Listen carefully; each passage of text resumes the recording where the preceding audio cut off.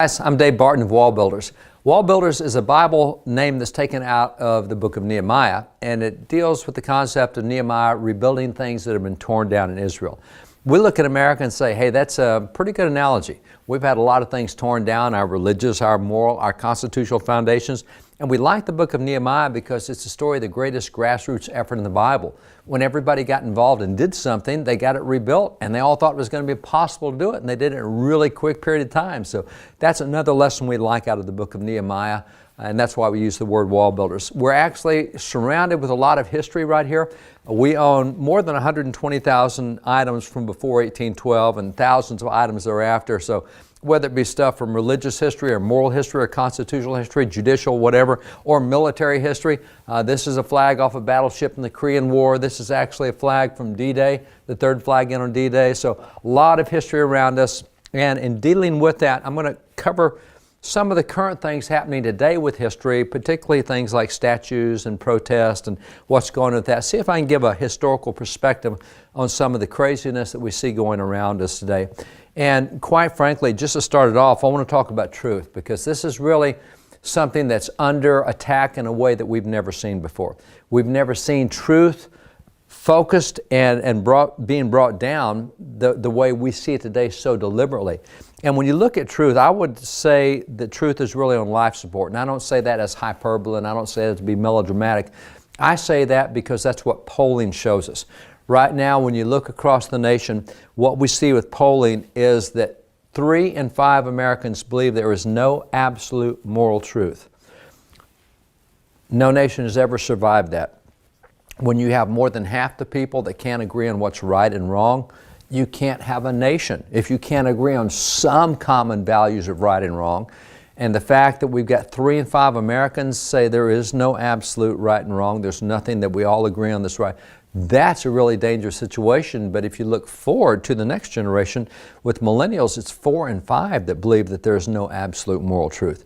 So what's coming is even worse than what we have now if we don't do something to intervene and change that, change the direction of it.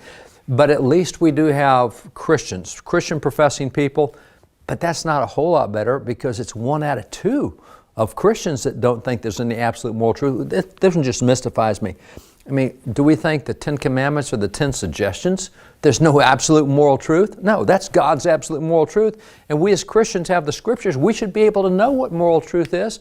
But even with us, we're really confused. So what you see right now in America is something that we don't see historically any previous time. I mean, we really are at a point where objective truth doesn't matter. That's your truth. I've got my truth, and my truth is not yours, and you can believe that. No, it's true or it's not true. I mean, these are measurable kind of things. It's not based on opinions. So when you look at objective truth, what we see is it's gone in things like gender. 10 years ago, nobody questioned that there were 2 genders. Well, maybe a few people questioned, but by and large, the whole nation agreed 2 genders. We don't know how many there are today. 3 years ago, they stopped counting somewhere over 90. Why would you stop counting over 90? Because your gender can be anything you want it to be. Any way you want to define it, whatever you want to call yourself, go for it. We can't agree on how many genders there are. We have the same difficulty with religions. Every religion is equally good. No, they're actually not. Religions do have fruits that come as a result of what they do. And if you look at nations or countries or peoples or whatever, they're not all the same. So there are some that produce more beneficial things than others. No, all religions are equal. We have the same thing with government. All government is equal. Doesn't matter what form you like. If you think communism is great, that's great. And we literally have people now who will not criticize any form of government, despite the fact that we're looking at about 20% of the nation under communist governments right now. What's happening in China, what's happening in so many nations, not going to criticize that, because if that's good for them, that's good for them. No, they have never worked in the history of the world, ever. But we don't want to hold that truth. We get into the aspect of education. Education's really where you see it changing right now, because we've gotten away from internationally normed tests between the 50 states, because we don't want to be able to say that Texas is number 47 out of 50. So what Texas does is it creates its own measurements for the state of Texas. And so every state has their own measurements, makes it really hard to compare us anymore. So every state is equally good. And so in Texas, I think to be an exceptional school in Texas means that 60% of your kids read at grade level. 60% used to be a failing grade, but now that makes you exceptional. So we're redefining our norms and our standards so we can all look good. So we do that with education.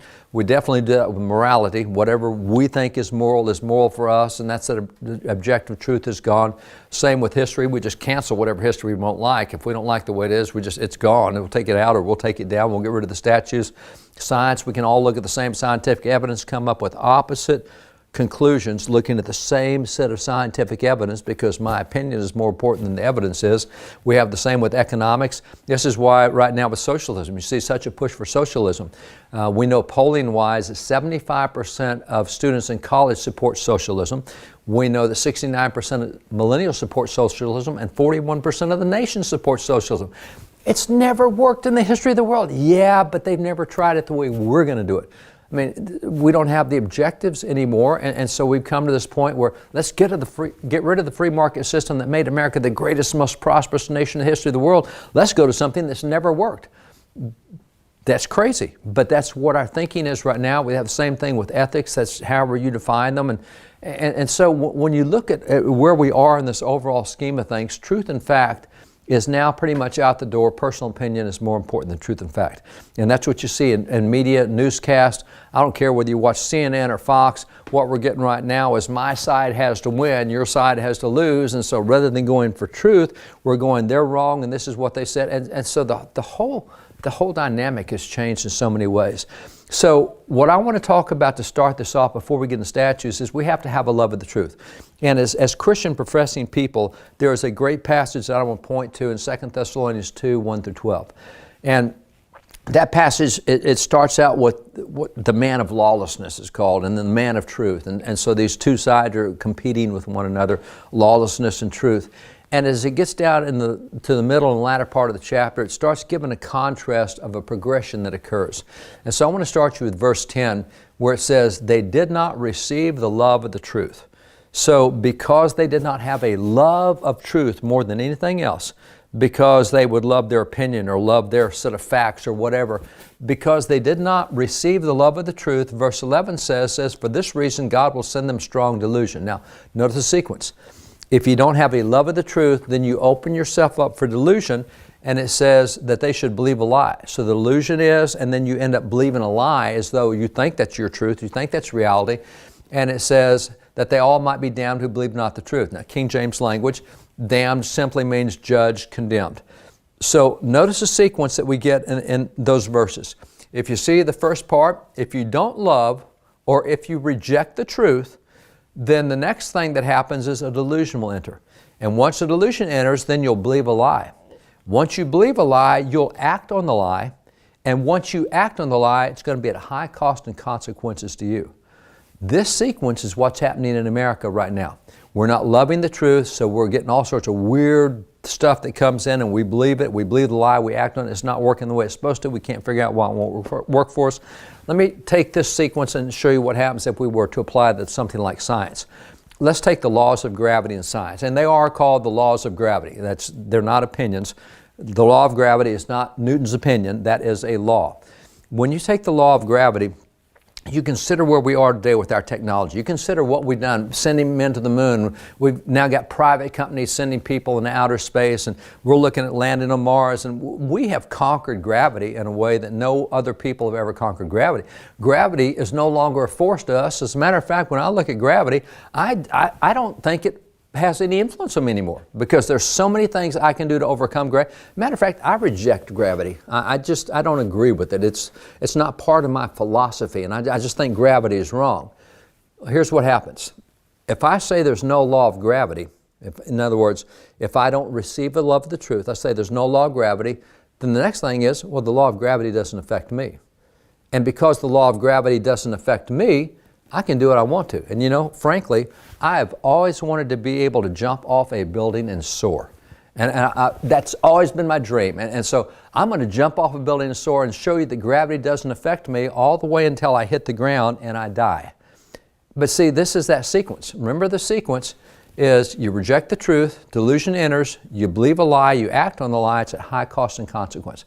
This is always the way it is, and it doesn't matter whether it's a little lie or a big lie. Now, I gave you gravity, that's a ridiculous example, but the progression is exactly the same whether it's something little stupidity, like morality or lying to a teacher, or whatever it is.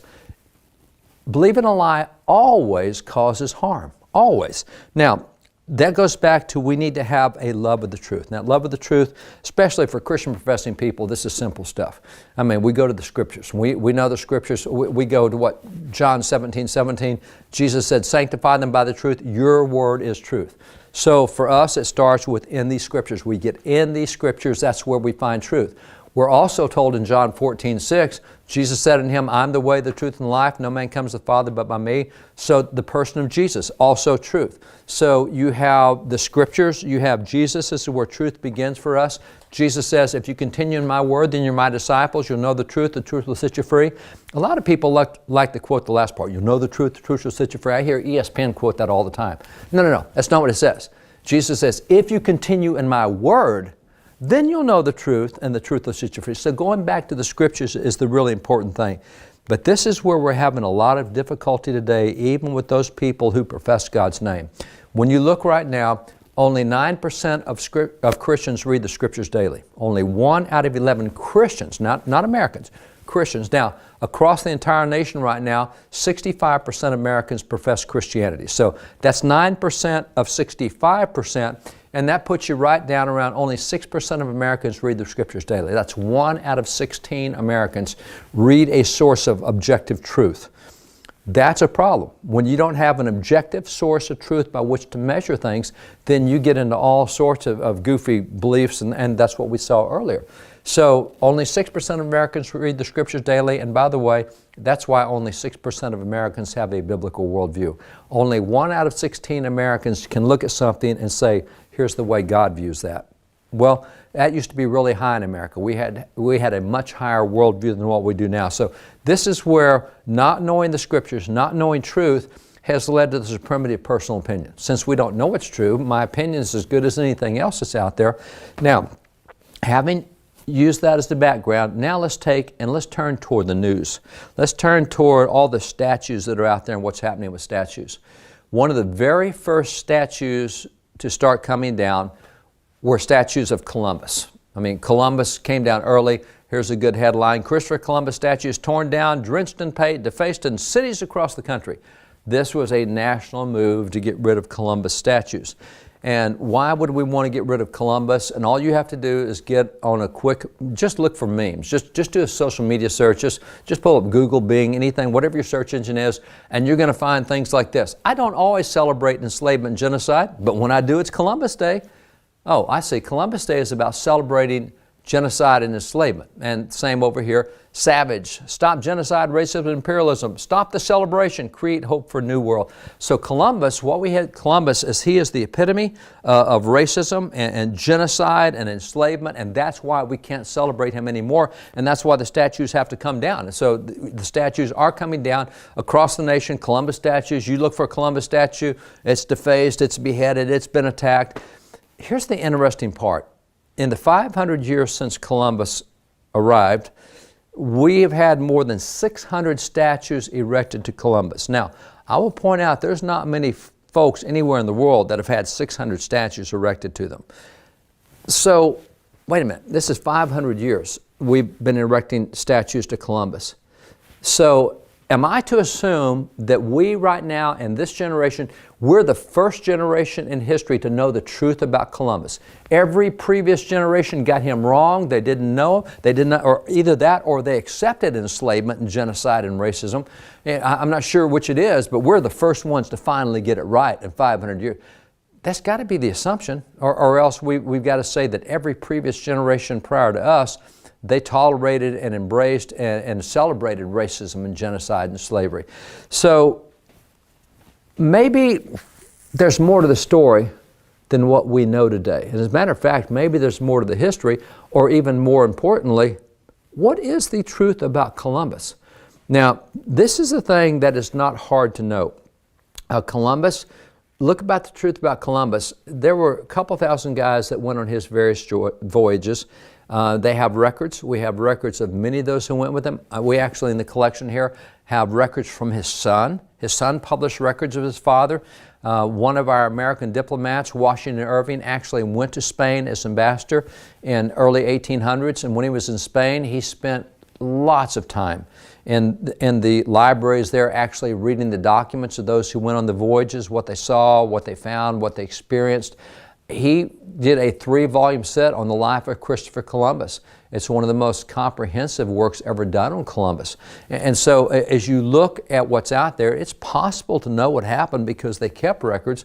And so what's the truth? Well, the first question I would ask about Columbus is, do you know how many voyages he made? And people say, well, it doesn't matter how many he made. He was a racist, genocide, he was a maniac and a slave.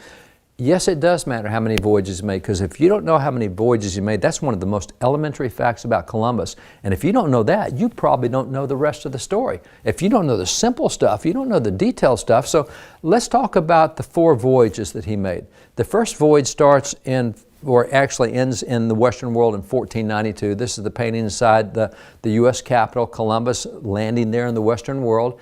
And when he came ashore, the natives that he met were called the Taínos. And the Taínos, he really had a great relationship with them. He said, these are the greatest people ever. He wrote back to the king and queen, and he wrote in his journals about how these are the kindest and gentlest people. And to the king and queen, he said, these people need to be citizens. They need the rights of citizens. They need the equal rights. They're great people. And so he really has a good relationship with the Taínos. And so they become friends. But interesting thing, the Taínos say, hey, you need to understand we're not the only natives in this region. There's others that you need to know about. And so they warned Columbus about what were called the Cannibs or the Caribs. Now, Cannibs is where we get the word cannibal. Caribs is where we get the word Caribbean. And so they said, Columbus, you like us, that's great, we like you, but there's another tribe you really need to be careful of.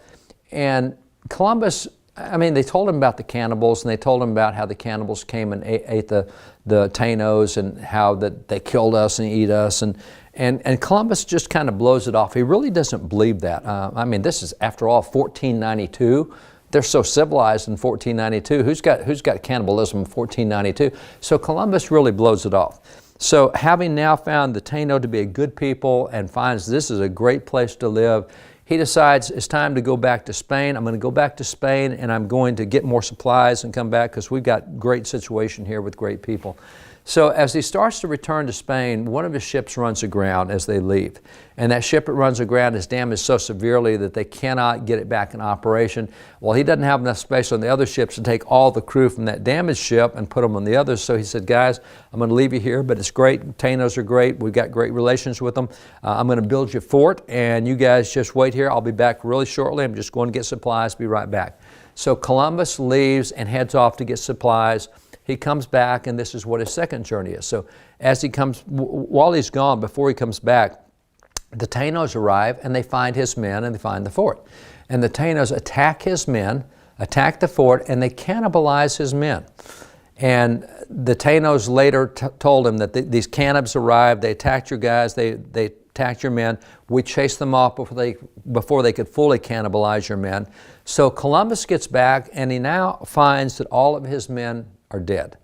And all these men he left behind are dead. They've been cannibalized. Now he believes, all right, you guys told me about it. I didn't believe it, but it really is. And so what happens is he starts looking for the cannibal villages. And he goes into a cannibal village, and one of the cannibal villages into which he goes, he finds there about 50 huts of Taíno women. And now Taínos are his friends, and he finds 50 huts, and they only have women in the huts. And so he finds them and says, what's the deal? And they said, well, actually, we're the food farm for the cannibals. They rape us, and all the children we produce, they eat. The cannibals like to eat men, and they like to eat infants, but they don't like to eat children, and they don't like to eat women. So instead of eating us, they bring us back here to produce food for them. And actually, it turns out the cannibals would go from island to island, depopulating the entire island. They would live on the island until they'd eaten everyone there, and then they would go to another island. So these women are the food farm, and they explained to Columbus that, you know, these cannibals, they're kind of selective with who they eat. And this is what they told him. They said, when the Caribbees take any boys as prisoners, they remove their organs, fatten the boys until they grow to manhood, and then when they wish to make a great feast, they kill and eat them, for they say the flesh of boys and women is not good to eat. So that's why they do infants, and that's why they do full grown, but they don't do women and they don't do children. So Columbus frees them, and Columbus then proceeds to find the rest of the Caribs, the cannibals, and so he attacks them. Now, these are the guys that have been slaughtering his friends and slaughtering his men, and this is a period that we would call the Age of Conquest. In the Age of Conquest, when you conquered an enemy back then, you only had two choices of what you did with an enemy in the Age of Conquest. Number one was you could kill the enemy, or number two, you could enslave them. And the reason there wasn't much middle ground is, I mean, think about it. Columbus is taking on a people that eat others, eat his friends, eat his men. How do you wean them off that? You say, hey, let's get you guys on a different diet. Why don't you only eat people on Monday, Wednesday, and Friday, and don't eat them the rest of the... No, that you don't have that kind of compromise when you have such an opposite culture. And that's what we see even in the Bible. When the children of Israel arrived at the Promised Land, God said, you're going to have to destroy these people. They sacrifice their children in the fire, and he goes through all the abominations, and you go, oh my gosh, how can anybody have gotten to that point where you cannibalize? And so Columbus actually conquers the Caribbees, the cannibals. And now, when he does, he's now going back. This is the end of his second voyage. As he goes back, some of the Tainos come to him and say, hey, we want to go back to Spain with you. They volunteer to go back. And so Columbus takes them back to Spain, and they actually become part of the royal court in Spain. But Columbus, on that second trip going back, which is soon to begin his third voyage, he takes a number of these remaining Caribbees with him. He gets them, he says, King and Queen, you're not going to believe what's over. These guys actually eat people. They killed my men. And so if you want to say that Columbus was into genocide, yeah, if you're a cannibal, and I'll point out, it doesn't appear to be any cannibals left in the Caribbean today, and that's probably good for tourism. But did he wipe out native tribes? No. He wiped out those that went after his guys, wiped his guys out, and wiped his friends out. So he goes after and wipes out cannibals, changes the entire culture of the Caribbean as a result. The Tainos, he didn't enslave. They actually wanted to go back with him. They became part of the royal court. So the story appears to be a little bit different than the way that most young people hear it today and most adults hear it today. But there's more to the story than that, because we're also told that Columbus did everything he did because of gold. All he wanted was gold. This is what he's looking for. But what if there's more to that story, just like there was to the genocide and racism story? To understand whether there was more to the story with Columbus and gold, you have to understand the Crusades. Now, I've not seen an American history textbook or an American textbook on world history that doesn't cover the Crusades, and that's when the Christians attacked the Jews and Christians attacked the Muslims, and the Christians were these conquerors and the conquering mentality. To understand the Crusades, there's three questions you have to be able to ask and answer. The first question is, who is involved in the Crusades? Where did they occur, and why did they occur? Now, let's take the Crusades and talk about that. So let's start with the who. The Christian Crusades, there were it depends on how you want to cover it, from 13 to 17 Crusades. You look over here, they largely occurred in the Middle East. There's some up here in Turkey. This is where the 7 churches of Revelation are, up in this area. And so this area that is largely the Holy Land, the Christian Jewish area, the time of Jesus and the time of the prophets, etc. So that's where the Crusades largely occurred. Now, interesting, who were the enemies? Well, it was the Muslims. The Christians were fighting the Muslims. And what we don't get told today is there were actually 548 Muslim crusades, 548 Muslim battles. We hear about the 17 or so that the Christians did. We don't hear about the 548. And if you look at the heat map here, you'll find that Italy was one of the places. Now remember, this is where Paul went to Rome. The book of Romans is there, the church at Rome. So we have all this Christian stuff, missionary stuff where Paul's been, and off the island here. Well, this is where Columbus grew up. And Columbus, as a boy, was involved in these battles where the Muslims are coming in and attacking the Christians and trying to conquer the Christians. So he's very familiar with this. Now he's sailing for Spain. Oh my gosh, look at Spain. Spain has been attacked so many times by the Muslim conquerors, and they're coming after the Christians, trying to destroy the Christians and the Jews. And the third hot spot is right here in the Holy Land. Because you see, what the Muslims want to do is conquer the land held by the Christians and the Jews. And it's a tradition in Muslim history that when you conquer something held by an enemy, you erect a minaret there. You build a mosque and you erect a minaret. So if you ever go on a tour of the Middle East and go through the Middle East, you will find all these places of Jewish and Christian heritage that are now with a mosque and a minaret. For example, if you go to Caesarea, this is where Paul set sail on his missionary journeys. It's now been conquered, and it has a minaret and it has a mosque there because the Muslims came in the Crusades and conquered it because it was a Christian site. It was a special site for Christians. Bethlehem, this is where Jesus was born. This is where King David was born. It's a holy site to both Jews and Christians. Yeah, it's now a Muslim village. It's been conquered because we had to take it from the enemy. Muslims are saying that, and that's Christians and Jews. You have the same thing with Nazareth, the boyhood home of Jesus. Not a big village, but it's now a Muslim village. It's been conquered. You have the same with Temple Mount, the holy place for both Christians and Jews. Jesus went to the temple. You have Abraham and the belief that that's where Abraham was going to sacrifice Isaac, and so that's the holy place. All of this, and it's now been conquered. It's the third most holy site in Islam because they've conquered the holy place of Christians and Jews. You go to Caesarea Philippi, this is where Jesus told his disciples, the gates of hell will not prevail. Well, it's now been conquered. That place that was so important for Jesus' disciples, it's now a Muslim site. So this is what Columbus is familiar with. These Muslim people that come and attack Christians and Jews, take things away, and that's what's happened in the Holy Land. That's what you see here in the Holy Land. And so at the time of Columbus, he's very aware of this. Now, Columbus says in his writings that he's consulted the other theologians of the day, the Christian theologians, and they say that it's only 155 years to the return of Christ. Now, who knows why they arrived at 155, but that's what they said. But that's what he believes. It's 155 years till Jesus is going to get back. And when he comes back, it's all in the hands of Muslims. These are the enemies of Christ. We can't do this. And so he wants to see the Middle East liberated back in the hands of Christians and Jews. So he wants the goal to liberate the Middle East. It's not because he wants a castle 43 stories high, that he wants the biggest castle in Spain. He wants the goal to be able to liberate the Middle East before the return of Christ. And so significantly, what he tells the king and queen is, I wish that all the profits of this my enterprise may be sent to the conquest of Jerusalem. Yeah, he wanted gold, but it was because of the Muslim conquerors trying to get it back out of their hands into the hands of Christians and Jews. So there's a lot more to the story. I mean, in addition to his journals where he talks about the 155 years, he also, between his third and fourth voyages, did his book of prophecies. And the book of prophecy, I don't read Italian, but this is in Italian, and you can read there Ezekiel, and you can look up here in Ezekiel chapter 28, and Ezekiel chapter 32, and Ezekiel chapter 34, and Ezekiel chapter 35, Ezekiel chapter 36. What he does is he's reading through the scriptures, and as he reads through the scriptures, when the Lord really impresses him with a verse about how people need to know the gospel, or how that God is going to do something in the end times, he writes it all down. And so this is what you find in his book of prophecy. He says, I've seen and put into study to look into all the scriptures. Our Lord opened my understanding. I could sense his hand upon me. All those who heard about my enterprise rejected it with laughter, scoffing at me. But who doubts that this illumination is from the Holy Spirit? I attest that he, the Spirit, with marvelous rays of light, consoled me through the holy and sacred scriptures. No one should be afraid to take on any enterprise in the name of our Savior if it's right and if the purpose is purely for His holy service. Now, that's just a little bit different than the Columbus we're told about today. But this is all documented. This is what was known by generations. This is why previous generations built monuments to Columbus, because he stopped the genocide.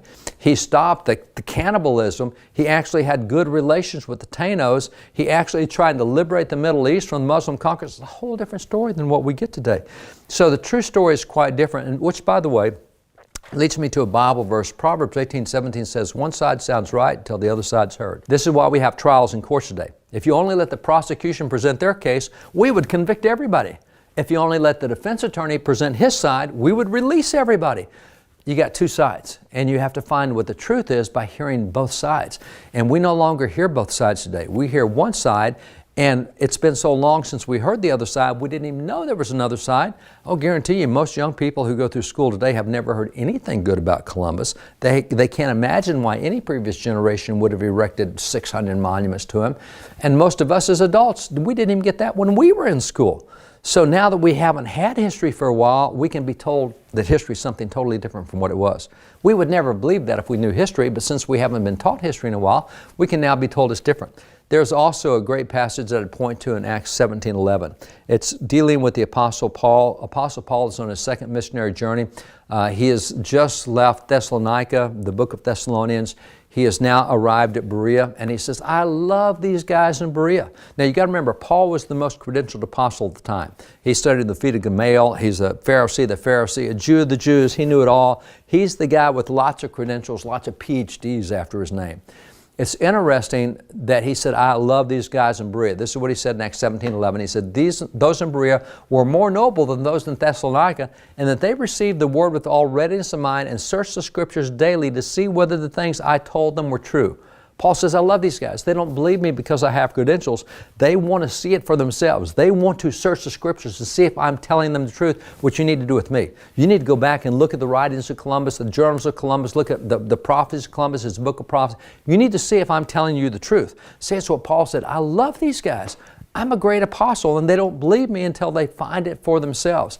And see, that is the love of truth that we all have to have. We can't go on hearsay. We have to go on evidence, and it doesn't matter what the meme's saying. It doesn't matter what the headlines are, and it doesn't matter what the sound bites or the tickers at the bottom of the screen. We have to go back to a love of truth. And so the love of the truth is the most important thing. Now, let's take that and transfer it over to more statues, because we looked at Columbus.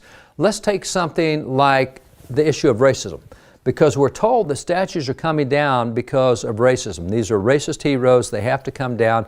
Columbus is a racist guy. He's got to come down.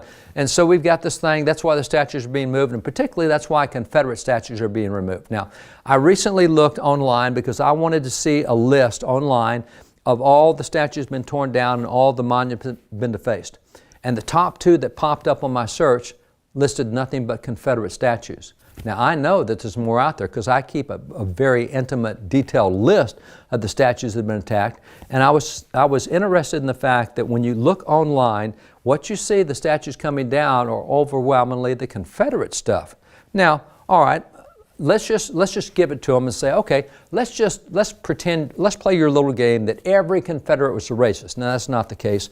Not everybody is whatever the stereotype is. There's always exceptions. David Farragut, who was a Confederate, he came and joined the Union because he was against slavery. He's a Confederate guy, but he fought in the Union, became one of the top Union leaders. So you can't say everybody who lived in the South was a racist because he went to the North to fight the other side. So there's all, but let's just give it to him. Let's just make the assumption if it's a Confederate statue, it's racist. Okay, so then how do you explain what's happening with all these other statues that aren't Confederate statues? Best way I can explain is we've got this really hate America thing going on. Give you examples. This is an art piece that was done in about 1863. Abraham Lincoln did the Emancipation Proclamation, freed slaves in the 11 states in the South, and any state in rebellion to the United States, they were freed. And so at that point in time, so many slaves that were freed, they collected money to build a statue to Abraham Lincoln. He's called the Great Emancipator. So those two statues were built. There was one in Boston, one in Washington, D.C. The dedication speech was given by Frederick Douglass, the great civil rights leader. The statues were built by the contributions of slaves who were grateful to Lincoln. And now statues of Lincoln, the Emancipator, are coming down. Even in Boston, the mayor said that's a racist statue. It's got to come in. Wait a minute. This is the guy who ended slavery, and it's a racist statue coming down? Then if racism is a problem, then why did we attack the soldiers and sailors monuments in Cleveland? The Union soldiers and sailors, not the Confederate ones. The Union soldiers and sailors, the one who fought the Confederacy. You're saying the Confederacy is racist. These are the guys who defeated it. Why are you defacing their statues? And then you have Ulysses S. Grant. Now, he's the President of the United States, but before that, he was the Commander-in-Chief who led the forces that defeated the Confederacy. Then when he becomes President, he passes more than half a dozen civil rights laws, including the law that punished the Ku Klux Klan. I mean, he's a big civil rights guy. We're going to tear his statue down, the guy that actually led the defeat of the Confederacy. And then we've got the 54th Black Regiment. Why would you go after the 54th Massachusetts Regiment, Black Regiment. This is the Breakthrough Regiment. This is the one I have right back here behind us. I actually have the bill that was passed in Congress as a result of these guys that said black soldiers and white soldiers get equal pay in the Civil War because of the Mass 54th. Now, this was a regiment that was recruited by Frederick Douglass. 2 of his sons fought in the Mass 54th. This is a black regiment, a breakthrough regiment. Why are we defacing that if we're saying this is all about racism? We have Frederick Douglass, the civil rights leader. Why would you take down the statue of Frederick Douglass? Again, when you look online, the sources I saw, they listed Confederate statues. They're not listing these that I'm showing you here because we want everybody to think it's about racism. No, this is not about racism when you're doing this. Then just look for any statue of the Founding Father, and that's going to be pretty much gone. Whether it be Caesar Rodney, Delaware, he's on the back of the Delaware Quarter, the hero who really was so key in independence, anti-slavery guy. We can't let that stop us from taking his statue down. Then you've got George Washington, he's toppled, and the 1619 Project is so much behind this, and Black Lives Matters. And so they want you to know that 1619 Project is why we got to take down Founding Fathers, and Thomas Jefferson's the same way. General Philip Schuyler, taken down in New York. He's a general in the American Revolution, one of the key generals in battles like the Battle of Saratoga, etc. He's key, but he's got to be taken down. Now, this is General Casimir Pulaski. He was a Polish guy who came to America, fought side by side with George Washington. He wanted to help America get its independence, get its freedom. So he's a Polish general. Why would you tear down the statue of a Polish general? Because he's part of the founding era. We can't have that. You also have Thaddeus Kosciuszko. His statue is torn down. He's another general. He came from Poland to help side the Americans to fight against tyranny. And by the way, you have Thaddeus Kosciuszko. What's interesting about him is he gave all of his wealth to free slaves. He's a huge anti-slavery guy. If it's about racism, why would you tear down a guy who gave all of his wealth to help? Well, because it's not just about racism. That's what we're going to say, but we're actually going to go after America's heroes and American icons. Now, here's an interesting one. Why in the world would we go after Louis XVI? What did he do? He's the French king who sent the French Navy and Army to help America in the American Revolution. And so since he helped the Americans in the Revolution win independence, he's got to go too. The Tomb of the Unknown Soldier, the American Revolution, we vandalized that. I mean, but again, it's not just the racism. Racism does exist. We all condemn it. I don't know of anyone who supports racism or is going to praise it. But that's not the reason all the attacks are being made. It's a lot bigger than that. You have here the Pioneer Fathers. After they went across the Oregon Trail, got out west, they said, we need a college where we can educate our kids. Let's do the University of Oregon. No, we got to tear those guys down. Then we have all the stuff that's happened with Jesus, white supremacy, and so we see all sorts of Jesus and churches under attack across the nation. Florida Statue Church of Jesus beheaded. I thought it was racism that we're about. No, it's racism and religion and founding fathers, and so Jesus, this was actually a Catholic memorial done after World War II to Catholics who died in World War II, and so they tried to set the statue on fire and then defaced it. Here's one with the Miami church. After it got beheaded, they moved it inside the church to try to protect what was left of it. Then you have Junipero Serra. He was the guy who really opened up, brought the gospel to California, one of the founders of California. So his statues have to come down. By the way, this is the church that he founded in 1771. We got to burn it down. We can't have a church founded by this guy. I think they've burned 4 mission churches down now in California in the protest. Church closes after vandals paint satanic symbols on the outside of Connecticut Parish. And just over the past week, 11 churches have been desecrated with symbols on the outside. And this doesn't seem to be about racism anymore. Yeah, but that's what we keep hearing. It's about racism. And again, I'm not defending racism, not in any way, shape, fashion, or form. I just want you to understand there's a whole lot more behind it than just that. There's a lot more going. And nobody's going to disagree with the fact that racism needs to end wherever it exists. But this is not what it's about. This is St. John's Church. This is the church of the presidents. Washington, D.C., John Adams went to church here, and Thomas Jefferson, etc. And so we attack it and burn it and then come back a week later and let's do it again. Then we have 10 Commandments coming out. What does 10 Commandments have to do with any of the, well, again, it goes back to the nature and the character and the foundation of America. We've got to take that down. Then this is burning flags and Bibles in Portland, stacking up Bibles, burning them. Does it make sense in the narrative that we're being told? But there's bigger stuff to it. This is the Armenian genocide. Now, Armenian genocide, a bunch of Christians were killed in Turkey by Muslims in World War I. And so this is a memorial to the Christians that were slaughtered in World War I in Turkey. We got to deface it and make a mess out of it. We'll go through Washington, D.C., take down 12 monuments there. Why would you go for the Lincoln Memorial? Why would you go for the World War II Memorial? Again, it's not about just racism, it's about America. This is a 9/11 memorial to firefighters. So a firefighters memorial, they go after vandals. In Birmingham, Alabama, World War I memorial, attacked and defaced.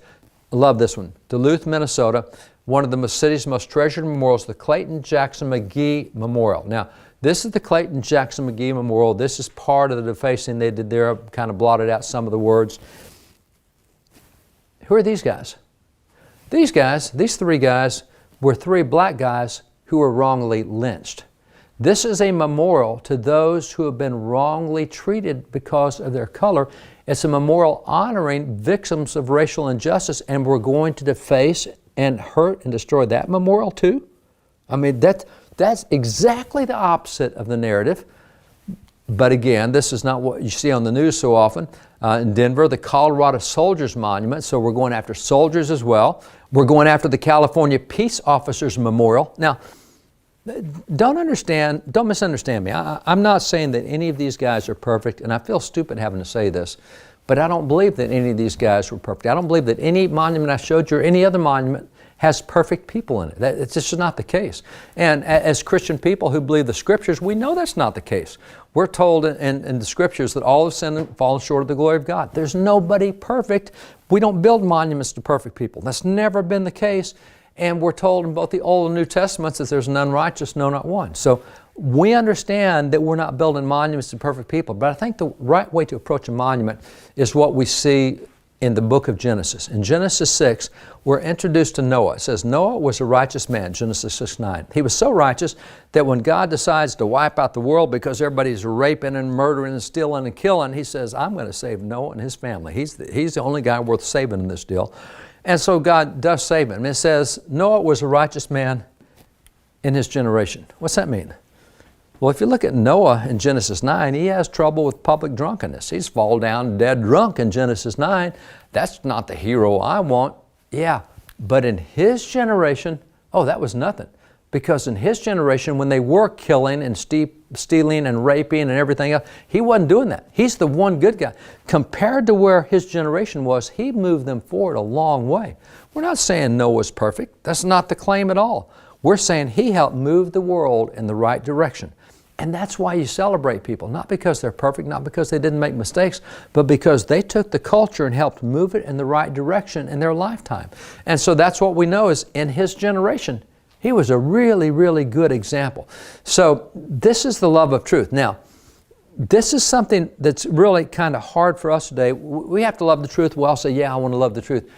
We're now at a point in history where we have to find the truth. We've never had to do this before because our schools aren't teaching truth like they used to. It's not in the textbooks like it used to be. Most of those memorials I put up, you may have never seen before. You may not even know the story of the Clayton Jackson McGee Memorial.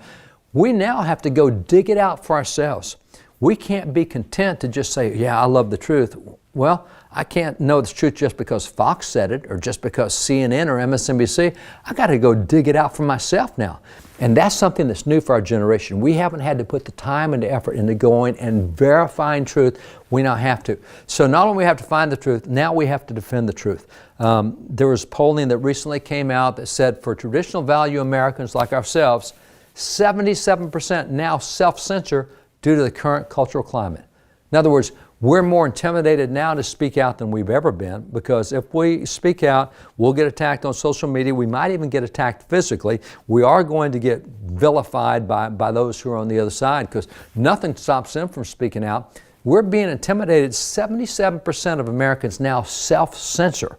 77% of Americans who have the right values are intimidated to speak out on it. This thing of defending the truth is where we are right now.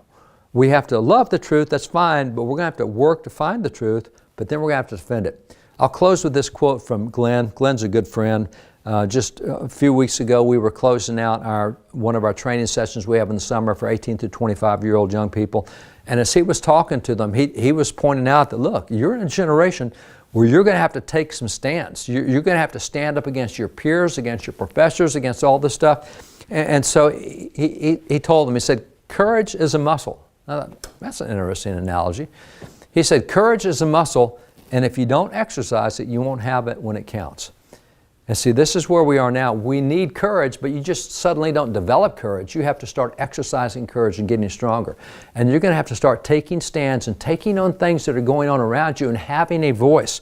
You're going to have to exercise courage, because when it really counts, you're going to need it. And you can't just suddenly develop a strong muscle at that point in time. You got to start exercising it. So defending the truth, that is huge for where we are right now, and that would be my challenge to you. So truth is the biggest thing. If we don't get the truth stuff right, we won't have a culture to get it right with. Truth is the key. If you're interested in this kind of stuff, we've got a lot of resources. We've got The American Story, which is actually the truth side of what happened in America for so many years. You actually see what happened with racism, the good, the bad, and the ugly. So many of the good things that we don't even hear anymore. We're told the institutional racism, the systemic racism. No. If you know what happened in history, you know that that's not an accurate characterization. It was there, but it wasn't systemic in the sense that was all that was there. Oh my gosh, the anti-slavery movement, the equal rights people of faith, Christians who led in all of those areas. Everywhere there was racism, it was Christians who fought the racism all the way through. So there's so much here that gives you a good narrative for where we are today. Founders Bible really goes through and identifies Bible verses that the Founding Fathers used to create our Constitution, to create our culture, to create our education systems. It shows how they specifically were able to apply Bible verses to things in the culture and what a difference it made. We also have that as an app. You can get the Founders Bible app. We have other apps as well. We just got a lot of stuff you can go to at wallbuilders.com. We have thousands and thousands of articles there that will give you information, whether it be on Columbus or any of this other stuff. Lots of information for you. Hope you'll get armed. Hope you'll take what you get armed with and start defending the truth and start advocating for truth. It's what we need to turn America around. God bless you guys.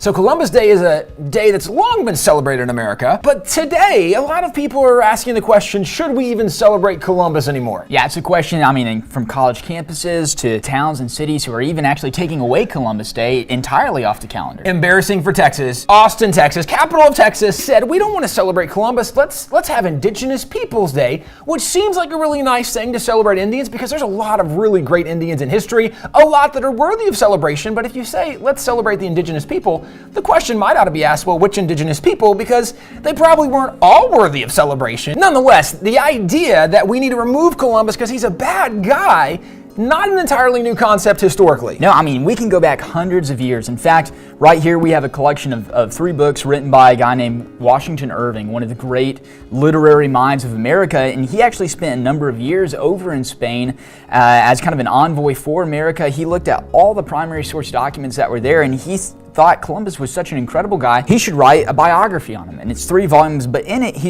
explains why he's writing this biography. There is a certain meddlesome spirit which, in the garb of learned research, goes prying about the traces of history, casting down its monuments and marring and mutilating its fairest trophies. Care should be taken to vindicate great names from such pernicious erudition. And he says, look, this is a vindication of Columbus because so many people are saying Columbus isn't a guy that's worth celebrating, but the facts, history, says otherwise. Well, and the idea that we're going to tear down the monuments of people we don't like, of people who maybe did bad things, and although historically there are some people that probably aren't worthy of celebration, the question is, was Columbus a villain or was in fact he a hero? Maybe somewhere in between. The thing is today most people don't know anything about Columbus really. Kind of the one phrase everybody knows, right? It's like in 1492, Columbus did something. Well, right? He sailed the ocean blue, right? That's what it was. He sailed the ocean blue, but if he's a villain, was he a villain on that voyage or were there more voyages? Like how many did he really take? And was he a villain on all the voyages he took or was there a specific voyage? We just don't even know enough historically to know was he in fact a hero or a villain. So we're going to spend a little time going through and studying Columbus, finding out is this a guy worth celebrating or should we tear down his statue too? So Christopher Columbus is a name most people recognize, although most people don't know much of the story. Really, kind of the one thing we know, Columbus is like 1492. Sailed the ocean blue. That's all we really know about Columbus, which actually, so we have a couple of coins that actually have Columbus's face on them. These are from 1893. 1892, there was a 400th anniversary. There was festivals all over America, and they did several coins in his honor, and it used to be, we recognize Columbus was somebody worth honoring. It was a national event. I mean, everybody came out. They remade the boats, the first three, right? The Nina, the Pinta, the Santa Maria. Everybody came out to see it. It was this huge kind of national celebration because even back then, Columbus was a hero for America. And the accusations that are really known today aren't really new accusations. No, I mean, people were saying that kind of stuff back then. All the way back to his lifetime. So there really hasn't been anything new that has been discovered about Columbus. It's just all these accusations. Everybody knew they were bogus. They just didn't believe them. So let's back up. Okay, so 1492, Columbus sails the ocean blue, right? He actually is trying to find a specific place where they're doing trade. He's trying to get all the way out to the Orient, is what they called it, or India, Japan, China, the places where they got all their spices and where a lot of the kind of lucrative trade came from. So there was a land trade route. Yep. The land trade route had been shut down in some of the Muslim wars that were going on. So Muslims are like, hey, you can't come this way anymore. Columbus is like, hey, I got a boat.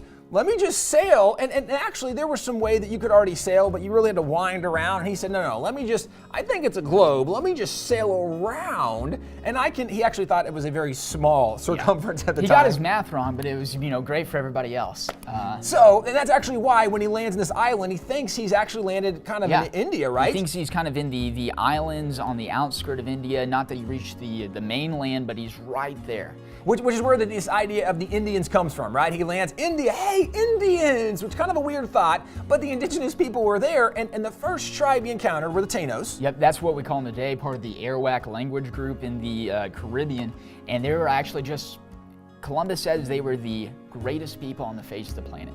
The nicest. Wait a second. Columbus is writing about Indians. He's writing actually to Ferdinand and Isabella, right, when he's saying the king this. and queen.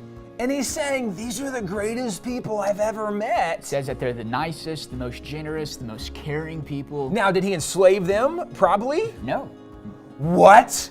Now, wait a second. He says they're amazing, and he actually, when he goes back after this first voyage, he actually takes some of these Indians, not enslaving them, right? Takes them back to come with me. Get an education. In fact, one of them actually stays in Spain for the rest of his life.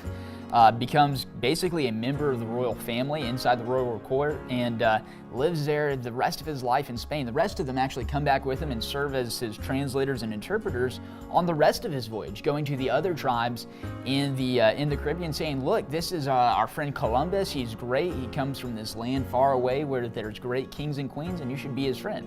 So from his first voyage, he doesn't enslave anybody. He doesn't murder anybody. He's not racist. So again, where do these accusations come from? Well, he didn't just take one journey, he actually took multiple journeys. So we better keep digging and find out what else is there to the story of Columbus. So Columbus is someone we've spent a little time talking about. In fact, if you haven't seen, go back and check out the first couple of videos. You'll learn a little bit of the digging and the research we've done into Columbus. But Columbus was someone who took multiple voyages to the New World. Most Americans only know about the one, 1492, when he sailed the ocean blue. There actually were 4 voyages he took. That's right, 4 voyages. And if we want to pick up the story of Columbus, let's start with the second one. So after the first one, he goes back, he's this international hero. I mean, news traveled probably faster than it ever had across the European Headline, continent. Fox and CNN, everybody's talking about him. He's a big deal. Every program, I mean, back to Hashtag back. not fake news. So this is the real deal. And so after that, the Spanish crown, Ferdinand and Isabella, they're like, well, we need to get more people over there. So they actually equipped Columbus with an entire fleet this time. It's not just the 3 boats. Now he has a fleet of 17, and he brings over 2,000 people with him. And this one's not a voyage of discovery, it's a voyage. And probably with 2,000 people, they probably were all really good people. Probably like Christians loved God, served people. Yeah. Probably he didn't have any problems with them. Nope, that's entirely wrong. Because a lot of the people on the ship that went with Columbus on this second voyage and even his third voyage were definitely not, what you would think of as the most upstanding citizens, not the best Christians. In fact, later in life when Columbus is writing about this to the king and queen, he's like, look, the people that you guys sent with me were terrible people who did terrible things. Well, and they were interested in conquest, right? They Exactly. wanted the gold. They were trying to profit themselves. They wanted to get wealthy. And if your main objective is to gain wealth, you don't mind exploiting people to benefit you because your objective is to get wealthy. And if I can get wealthy by abusing or taking from someone else, I don't mind doing that. And that's the people he has with him, although constantly they frustrated him along the way, which he did write about. These people that were coming with him were not people that Columbus chose, right? It wasn't his friends from back home or people that he knew at all. They were strangers that just signed up to go on the voyage. And throughout the rest of his life, really, these people caused Columbus so much trouble. They frustrated his intentions because Columbus, really, in the depths of his heart, he wanted this to be a voyage of colonization where he goes and really kind of brings Christ to these people who had never heard about Christ. In fact, Columbus, his first name Christopher, means the Christ bearer. And that's how Columbus viewed himself, as somebody who was bearing the word and name of Christ across the ocean to these people who had never heard it before. It's also worth pointing out that when he arrives on the second voyage, the first voyage, he becomes friends with the Taino Indians, right? What we know them as the Taino Indians, and they're great friends. And the Tainos told him, hey, there's another tribe here. Yeah. Not great people. In fact, they eat people. And Columbus is like, no, people don't eat people. And they're like, no, really? Well, the first voyage, he actually left some of his men there. He arrives his second voyage, and the men are gone. Gone. There's, the fort that they built is completely burned down. In fact, some of the bodies of the men that he left there were there. Their eyes were gouged out. And he goes to his friend, the chief there that he met on the first voyage, and he's like, hey, what happened here? And the chief tells him, look, the people we told you about, they came. And in that second kind of group of Indians, they're called the Caribs, which is where we get the word Caribbean. They were also called the Cannibs, which is where we get the word cannibal. So they did eat people. Interesting, which actually, so when Columbus is there on the second voyage, they actually do end up going and they fight against the Caribs. And when they get there, they actually conquer one of the villages. In the village, there's all these huts. In each one of the huts, there is a woman. And in the midst of the Tons exchange, of women. There's 50 huts, and they're filled with entirely of women. There's not a man in the village. And Columbus sends his interpreters, and they're talking to them like, hey, what is this? And they're like, we've all been captured by the Cannibs, or the Caribs, as they would have called them. And we're actually their slaves, and what they do is they rape us, and then they use us to produce children, which they then eat, because they like how babies taste more than they like how adults taste. So it's a breeding farm for food, and the food they were growing were humans. Now, it's also worth pointing out that when people accuse Columbus of enslaving Indians, what happened is, in the midst of him being their second or third voyage, there were many times they fought wars against Indians. And this is still, right, back in the 1500s, 1600s, this is the era of conquest. And in conquest, when you've conquered a people, then generally you either are killing them or you're enslaving them, and that's kind of what happened. Now, actually, the Caribs did it a little differently. They had a third option. It's either you killed them, you enslaved them, which they did a lot of, or you ate them. And in fact, one of their practices is they would go out on the warpath, and they would actually stay on the warpath for 6, 8, or even 10 years, and they would stay in an island until it was entirely depopulated of its inhabitants. They committed genocide. Now, what's interesting is actually, so when Columbus goes, and many of the men he's with are wanting war, and he's actually trying to hold them back on many occasions because they're really bloodthirsty, but the Indians he's accused of enslaving, by and large, you could argue, wait a second, these are the cannibals who are murdering and eating other people, and we still can look and go, well, yeah, slavery's wrong, and we never should encourage or approve of slavery, but if it's the era of conquest, right, the context of history matters. Well, this is the era of conquest, and so some of the people that were enslaved were actually some of these conquered Indians, who many of them were actually cannibals, and there were even other times when the men that were under him wanted to enslave people, and Columbus is like, no, you can't just enslave anybody you want to enslave. So there are moments when you see him actually being even anti-slavery. Definitely. What's interesting is Columbus as governor is still an explorer, and so even as this third journey, when he actually gets appointed to be the governor of this land, he's gone a lot. While he's gone, the men are doing crazy things. They're being terrible. Completely wild. They break up into bands, and they basically, because Columbus, by this point, some of his brothers had joined them over in the Indies, and Columbus leaves one of his brothers in charge. He's not the strongest leader. He's a great guy, but he's not the strongest leader. And so all the subordinates kind of break off into these roving gangs of men and kind of just start going through the countryside, taking what they want. And his brother doesn't have any recourse. He doesn't have any troops. He doesn't have the power to stop them. While Columbus is out exploring, he actually gets sick for about 5 months, and Columbus is just kind of off the map, so to say. And then he comes back and finds his colony just in absolute disarray, filled with rebels. Now the Indians that were his friends aren't his friends anymore, because these guys who had no supervision, that Columbus had no power over, had gone up and kind of just rebelled against everything that Columbus stood for. And actually, when Columbus tries to bring order back to this chaos, the men actually accuse him of basically every crime they committed. Yeah.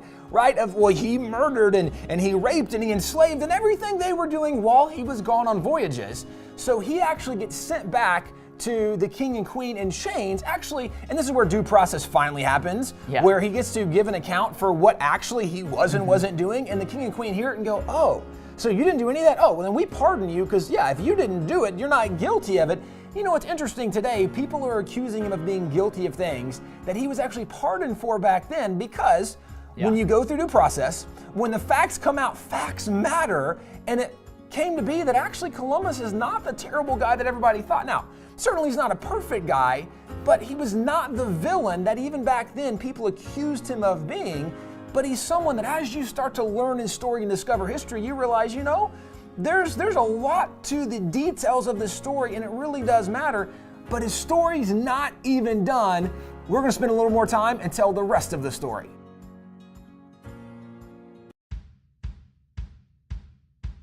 So we've done several videos already on Christopher Columbus. We've looked a little bit at his first voyage, his second and third voyage, and some of the conflict that arose surrounding him.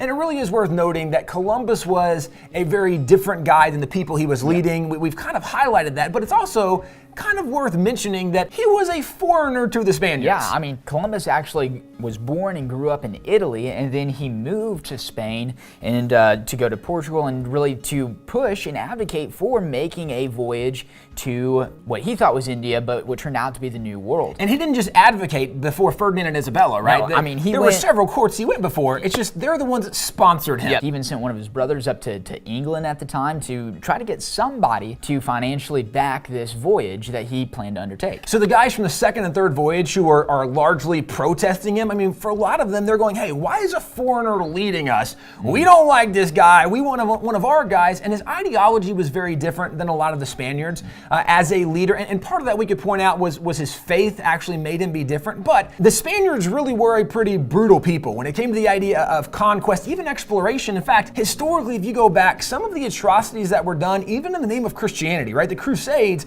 many of those things happened from Spanish people because their idea of conquering had a little more flexibility in the morals of how you did that. Columbus didn't believe the same thing, which is where he got into protests with a lot of these guys. But again, his faith was probably part of what made him different in the way he viewed religion and the impact even on his life. And he talked about it throughout all of his writings. In fact, at the end of his life, he said, you know, reading through the Bible, it sounds like this discovering these new islands across the sea, is almost the fulfillment of some biblical prophecy. So he actually wrote that down in this book, and he describes why he even started sailing in the first place. And he says, I could sense talking about God, I could sense his hand upon me, so that it became clear to me that it was feasible to navigate from here to the Indies. And he, God, unlocked within me the determination to execute the idea. Who doubts that this illumination was from the Holy Spirit? And that's what caused him to move from his hometown in Genoa, Italy, almost, all the way across the known world, and then go from the known world into the unknown world and discover what, the continent that we live in today. And he did take a fourth voyage, so there were 4 voyages in total. Most of the area where people accused him of wrongdoing happened on the second or third voyage, and really it was even from his men that he fought against almost the whole time. The men that threw him in prison, the men that threw him out of being governor, that sent him back to the king and queen in chains, right? This wasn't something that he was actually approving or acquiescing to a lot of the bad things that were happening. And so certainly in his life, he was not a perfect guy. There's no doubt, in fact, at the end of his life, he looked back and said, I shouldn't have done a few of those things. As we all do. One of the things that certainly is worth noting is when you study him as an individual, on the scale of hero to villain, he's a lot closer to hero than he was to villain. Certainly he's not perfect, nobody was. He recognized even his need for faith and God in his life because he knew he wasn't perfect. The problem is today, we just don't know history.